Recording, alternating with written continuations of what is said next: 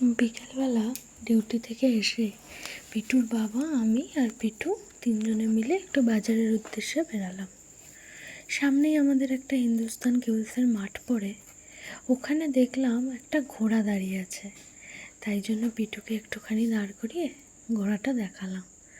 বাজারে গিয়ে খুব গরম লাগছিল, তাই সবাই আমরা একটু করে সোডা খেলাম। পিটু খেতে পারে না, তাও ওই আর কি, হাতে গ্লাসটা দেওয়া হয়েছে। সামনেই দেখি একটা চপের দোকান। চপের দোকান তো ঠিক আছে, সেখানে চাউমিনও হচ্ছে আর ফিশ ফিঙ্গারও ভাজা হচ্ছে।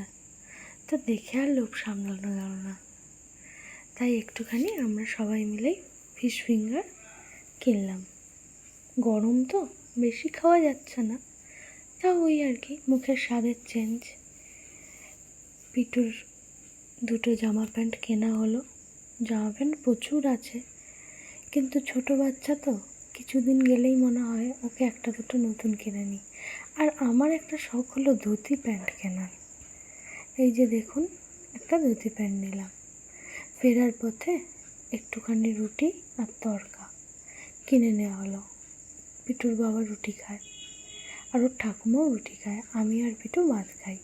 এই যে পিটু আঙুল নেড়ে নেড়ে বলছে আমি এখন পড়তে বসবো না, আমি সকালবেলা দিদিমণির কাছে পড়ে নিয়েছি।